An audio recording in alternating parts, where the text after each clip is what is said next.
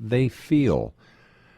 And yet they may not know that their sickness or why they're feeling so bad is actually due to a leaky breast implant. Well, in the case of saline implants, it's fibromyalgia. You know, the fatigue, muscle ache, mental clouding, sometimes burning pain, or even just a burning discomfort. The immune system goes down. They get viruses easily. They can have endocrine disruption. They get fatigue. They drink and pee all the time because of an ADH deficiency. Mm-hmm. Their sex hormones are off. Their thyroid's off. You know, their hair starts falling out. Neurological signs in some of them, numbness, twitching, these kind of things. But that's a pretty pure disease because that's just biotoxins. Right. Is it reversible? Yes. We have to do surgery to remove the capsule as well as the implant, put the patients on antifungals, and treat the immune system, the endocrine system, and do what we call biotoxin detoxification. That can be done with high doses of vitamin C. I like to use a herbal formula called mold sporox and other things that help get the biotoxin out of the body. Wow. Now, when a patient has breast implants, are they told by the doctor that these implants have a shelf life, if you'll excuse the expression, of 8 to 15 years, and that they're not, and that they should be changed? Not usually. Many doctors don't realize that the implants will require being changed out. They may tell the patient that, of course, if they get a deflation or partial deflation, which looks like rippling, then they'll have to change them out. Or maybe the patient will be asked to get an MRI, mm-hmm. pay for it themselves, and if that's abnormal, then get the silicone implants changed out. You know, it seems that there's so much behind the scenes, and do most women have breast implants just for cosmetic reasons? No, a lot of women have it for reconstruction, either breast asymmetry after breast cancer or a mastectomy for pre-malignant disease. These women need to change these implants out every 10 to 15 years as well, because they're usually silicone in reconstruction. They don't use saline as much because it is more likely to ripple and not have a great cosmetic result. What can be done to further protect patients who have breast implant surgery done? Well, we need to have a registry, and so we can track people mm-hmm. and get information to them. And then they need to have trials, which are not necessarily run by the implant company, that not necessarily run by universities that are endowed by Dow Chemical and other companies that are multinational. But real trials where the patients who develop fibromyalgia aren't asked to leave the study, like the mm-hmm. current trials. And the studies need to run for over 20 years because a lot of women don't have problems for the first 10. Why are some groups intent on outlawing female genital surgery, saying that it's female mutilation?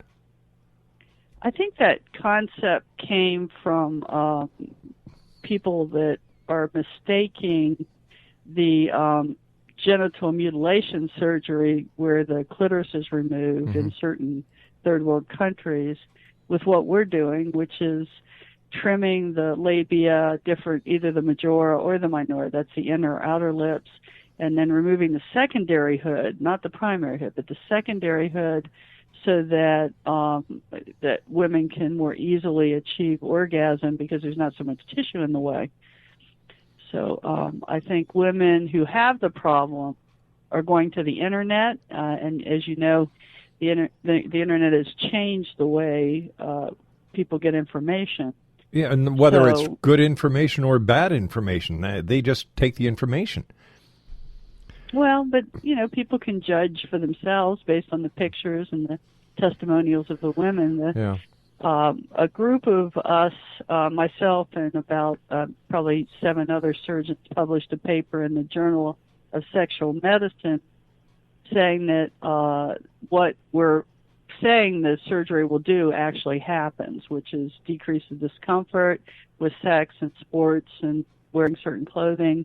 And then in the case of clitoral unhooding, it actually does increase sexual orgasm in women, according to the women who've had the surgery. So that was the first paper ever published. Wow. Showing that we actually had the benefits that we were telling the patients they would have. Here's a question, because I know you deal with this. We've talked briefly about the connection between cancer and what you do. Is there an increase in the number of people who are being diagnosed with cancer these days? I believe there is overall. There certainly isn't a decrease in the overall amount of cancer. And I don't think except for some leukemias and lymphomas, I think the death rate from cancer has not significantly changed. Why and how are cancer successes and cures being covered up? It makes no sense to me that if there's a cure, why cover it up? Or is it because that if the cure is exposed, Big Pharma starts to lose money? Well, you have to understand that in the U.S. alone, it's estimated the cancer industry charges $8 billion a year. Whoa. And basically not very many people get cured if they're past a certain stage. And many of the patients getting cured are getting cured because of surgery and not because of chemotherapy or radiation. Now, are there holistic cures that can be used with traditional medicine to help cure cancer? Yes, we do a number of different things. One is immune therapies to help the body's immune system recognize the cancer. We do detoxification, which allows the immune system to work better, and then getting rid of some of the carcinogens that are involved in the process. And then there are anti-angiogenesis natural therapies that help prevent the tumors from getting blood supply. All right, Dr. Kolb, I hate to do this, my dear, but you're in the business. You have your own radio show, so you know that we have to take commercials and do the news. So I hate to cut you off. Exonation, our very special guest this hour is Dr. Susan Kolb. And here's a couple of websites. All right, have your pencil and papers ready? Okay, here we go. www.templeofhealth.ws and www.nakedtruthaboutbreastimplants.com. My name is Rob McConnell. Dr. Susan Kolb and I will be back on the other side of this news break as we continue here in the X Zone from our studios in Hamilton, Ontario, Canada. Don't go away. Because I need you so.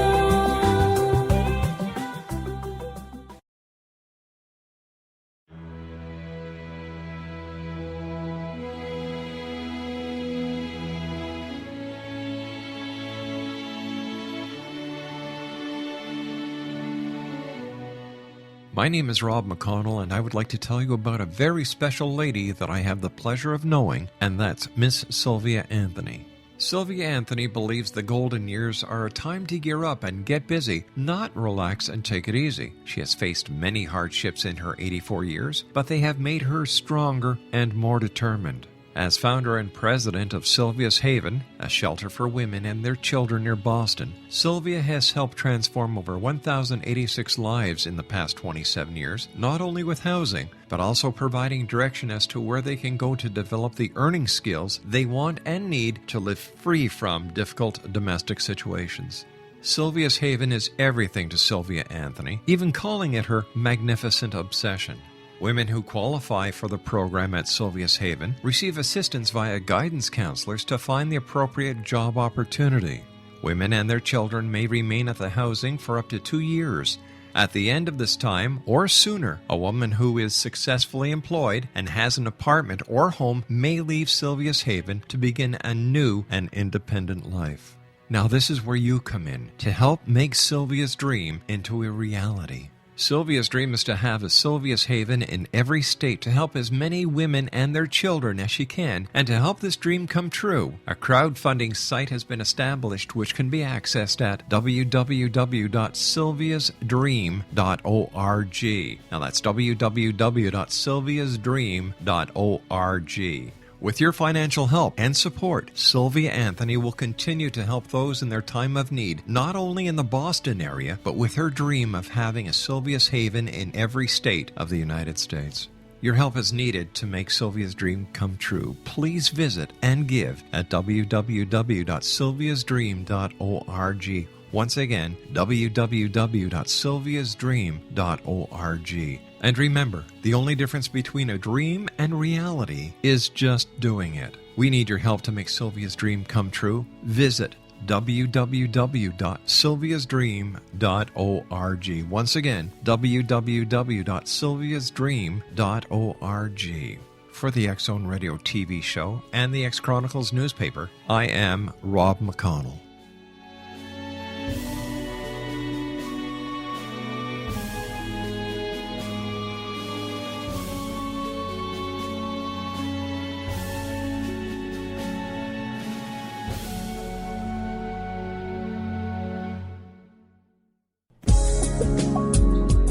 From our broadcast studios in Hamilton, Ontario, Canada, to the world and beyond, you're watching the X Zone Broadcast Network, www.xzbn.net.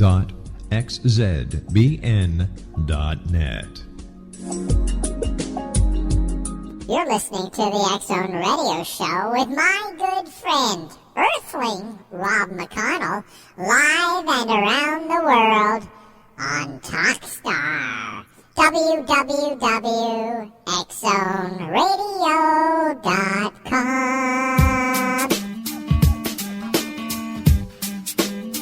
You're listening to the X Zone Radio Show, live and around the world on the Talkstar Radio Network, X Zone Broadcast Network, UK High Definition Radio, Euro High Definition Radio, and Star Cable. Our toll-free telephone number worldwide is 1-800-610-7035. Our email address, xzone@xzoneradiotv.com. On MSN Messenger, xzoneradiotv@hotmail.com, and our website, www.xzoneradiotv.com.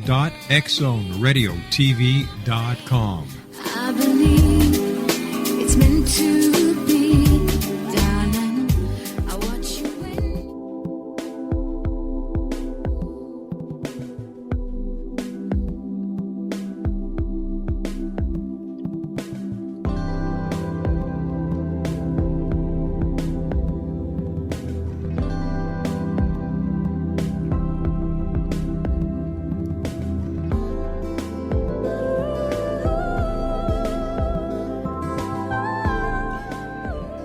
Welcome back, everyone.